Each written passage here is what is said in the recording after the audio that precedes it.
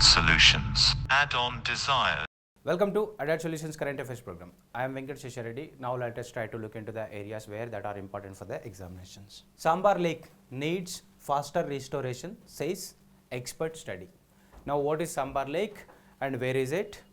How this formed and what is the importance of it? Let us try to look into other lakes that are very much important in our country. Along with that, we'll be looking into the Ramsar sites or maybe the wetlands and their location in our country. Now, Sambar Lake is a salt lake that is present in almost desert conditions in Rajasthan. This is very much famous for the migratory birds, where they will be choosing this as a halting place while they are going to some other place when it is winter in the North Polar region, or when it is winter in the Northern Hemisphere.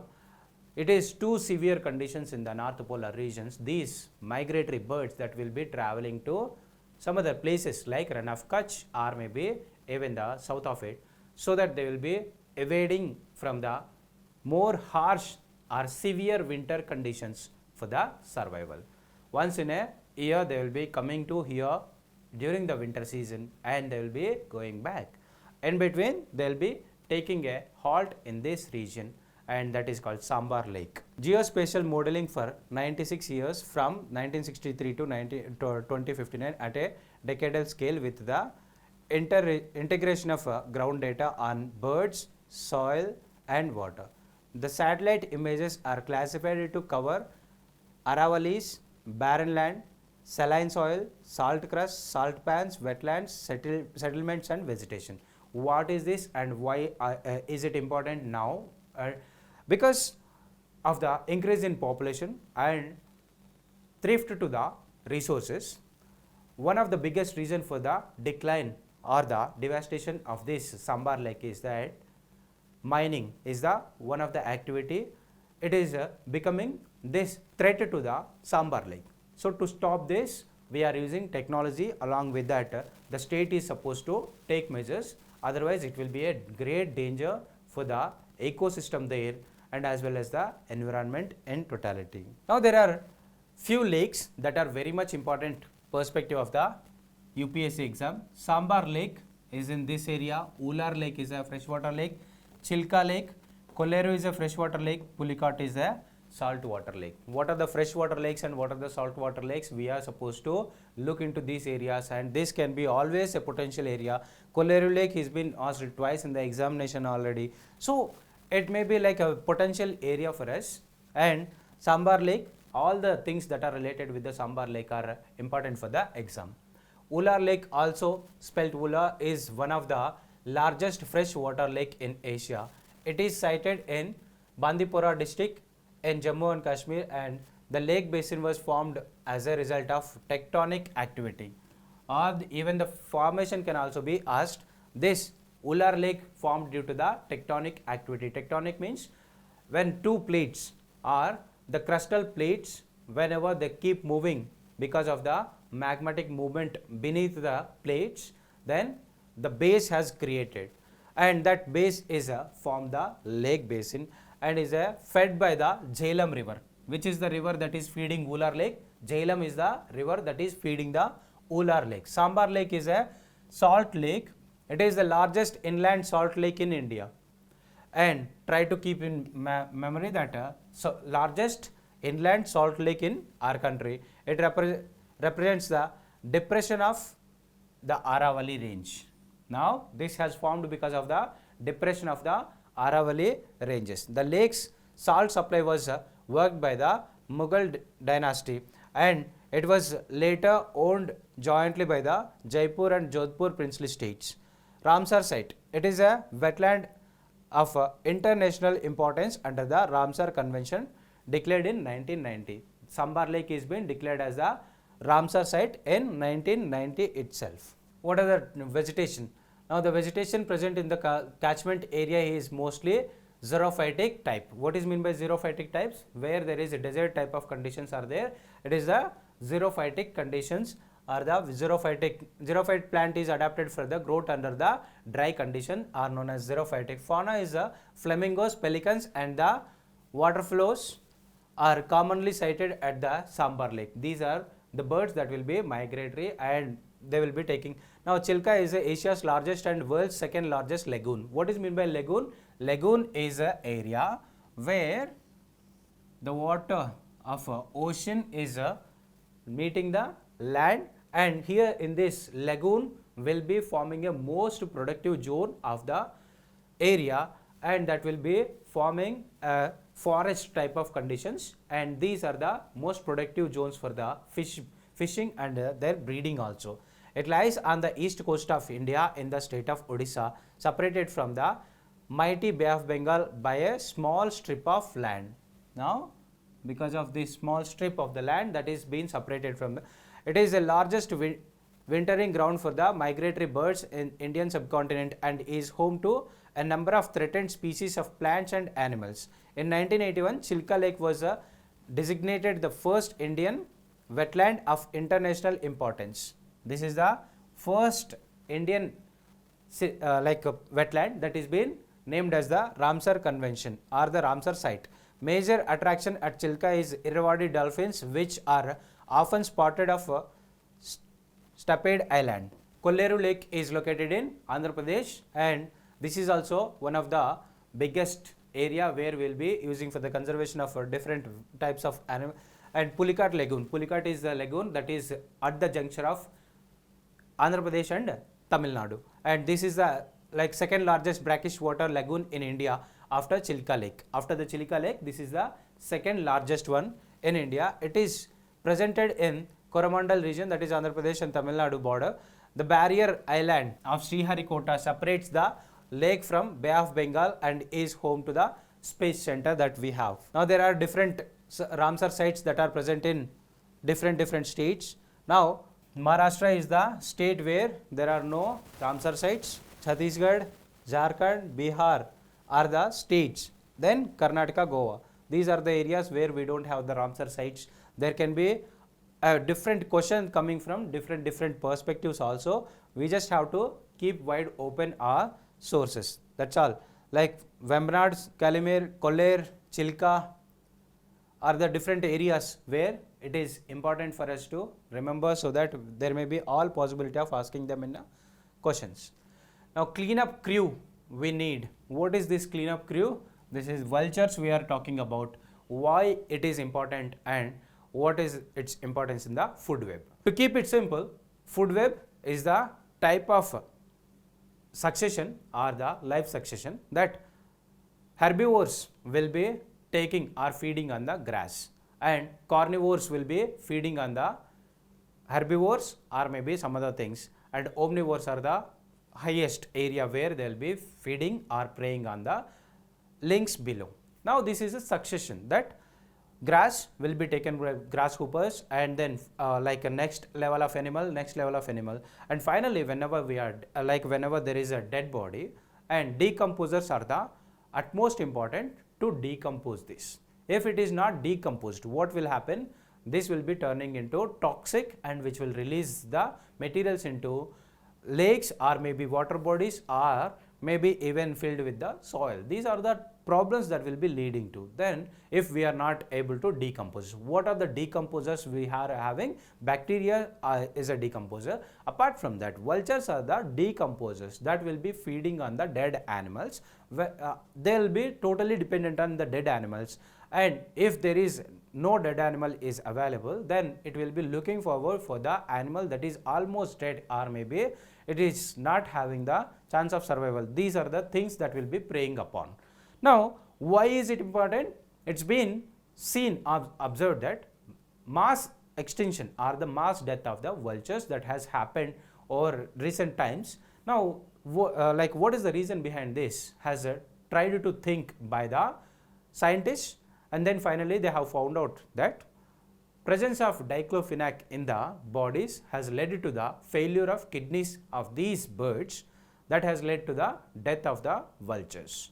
Now where does this diclofenac has come from? Diclofenac has come from the bodies of the animals only. Now these animals, for the purpose of treating different diseases, we have been giving the diclofenac for the animals, and these vultures are feeding on the dead animals so that they are completely affected by the diclofenac and the death of these. Vultures are very important scavengers in our ecosystem, yet India lost more than 95% of the vultures population through the 1990s by the mid of 2000s. Now, India has 9 species of vultures. Many are critically endangered. These are very critically endangered. Critically endangered means almost they are not even available in the wild, right? And it is very much important to keep the scavengers or the carcass eaters to be healthy ecosystem. What happens? There is a term called keystone species. What is meant by keystone species? If the mass extinction of keystone species happens, then this will be disturbing total ecosystem of the area. To not let that happen, we are supposed to preserve all the different kinds of animals.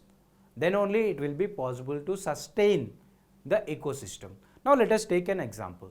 If there are no frogs at all, then what happens? Almost the reptiles will be extinct, or vice versa. If there is no reptile, then what happens? The count of the frog will be continuously exceeding the number, and finally which will be a disturbing element for the ecosystem or the crops that our agriculture is the area where will be unchecked growth of the frogs that leads to the disturbance in the ecosystem.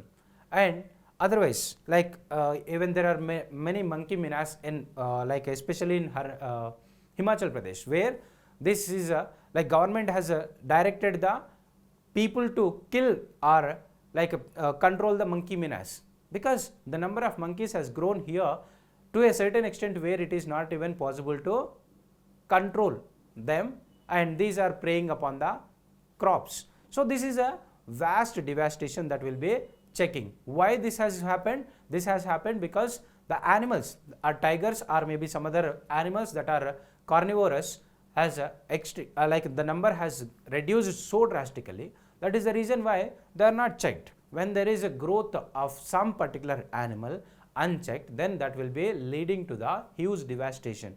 So to not let that happen, each and every animal or bacteria, whatever it is there in the nature, is utmost important to be a sustainable development. Otherwise, which will be leading to the unnecessary or maybe a huge type of problems.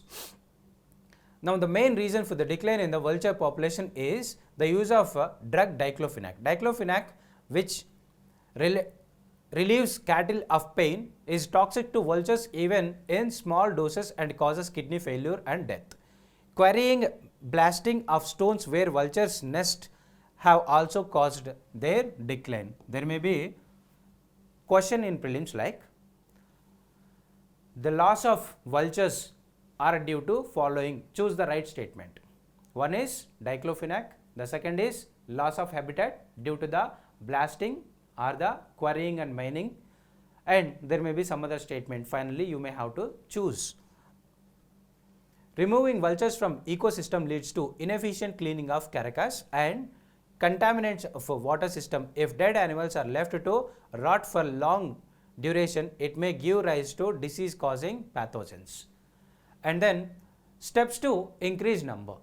5 states are to get vulture breeding centers under the Action Plan for Vulture Conservation for 2020 to 2025, approved in October 2020. There are no rescue centers for treating vultures as of now. Vulture restaurants, which exist in some countries, are also a way of preserving the population. Now, it is the need of the hour to preserve these, and this is a model that is existing, so that we can be able to develop a model to restore the vulture population for the better ecosystem. We'll hear plea for life ban on convicted MPs, MLAs at length. Now here there is a big issue that is going on, that Supreme Court of India has repeatedly mentioned about the criminalization of politics. Now what is meant by criminalization of politics? People who are having the criminal background or criminal case pendency entering into the politics. Why are these people entering into the politics? Because they are having better chance of winning or winnability. Now the Supreme Court has observed that asked or directed the political parties not to entertain such kind of things, as this will be eroding the confidence of people in democracy, so that which will be finally leading to the failure of the system. And they have asked the parties, or the Supreme Court of India has asked the political parties not to entertain the people who are having criminal background just because of their winnability. And then you have to give chance to the people who are of clean, and the moral says that it is not the winnability, it is the responsibility. If you are just carry away with the winnability of the candidates, that will be leading to the failure of the system. Recently we have seen that by 2004 there were 24% of criminal background people who are in member of parliament. Now by 2019 this number has gone up to 43% of people who are having the criminal background or the criminal case pendency are in the parliament now. So this is a very alarming situation where criminals are entering into politics. Now how will these people be able to discuss the bills that are making law for the country? These are the people who are violating the law, and then those who are violating the law are going into making of the laws.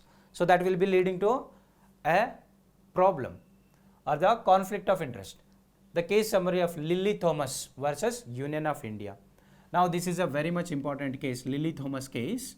Now this Lily Thomas case says that if any person is convicted for more than 2 years or 3 years, which will be having imposition of ban at least over 6 years time for imprisonment, and ban on the participation of election. After the imprisonment, you are not entitled to participate in the election for at least 6 years after the serving the tenure of the punishment. Section 8(4) of Representation of People Act declared ultra vires, declared unconstitutional. This is the area where it is barring the section 123 of 8th section, subsection 123 of 8th section, where people who are convicted also can be able to participate. This section says that the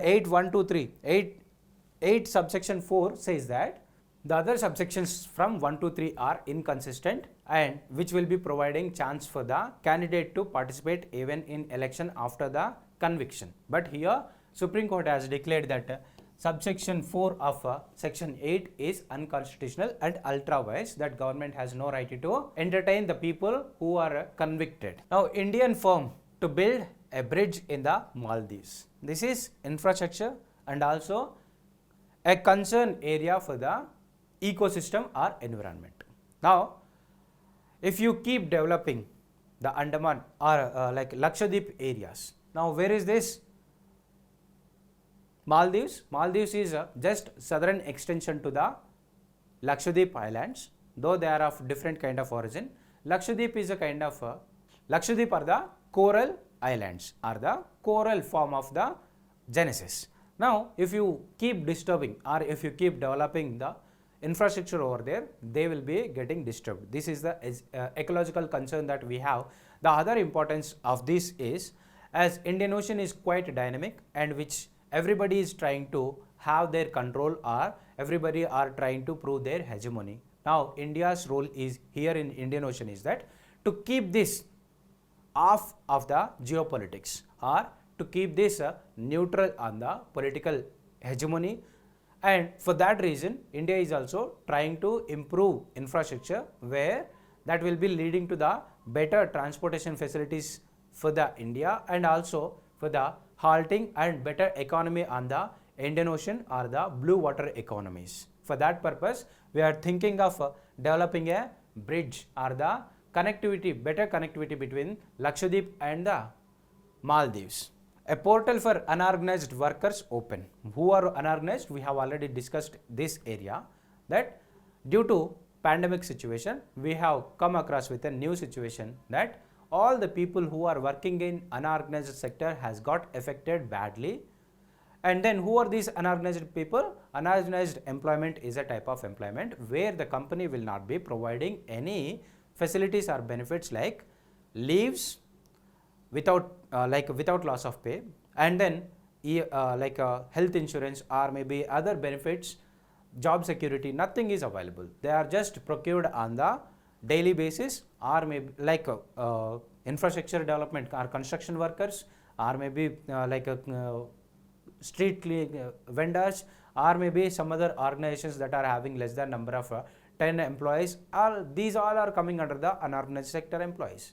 Now these people has got affected because of the pandemic situation. Now it is our very much important area or the prime cause of concern to preserve or the take care of these people, as well as we have repeatedly discussed that in rural area for the taking care of unorganized sector or the seasonal to handle the or to deal with the seasonal employment, we have come up with the MGNREGA, but there is no area where we can be able to provide public employment for the people who are working in cities or urban area, because the population is growing every day, and by 2050 it is expected that 50% or more than 50% of Indian population will be living in the cities only, and we are having very few number of cities.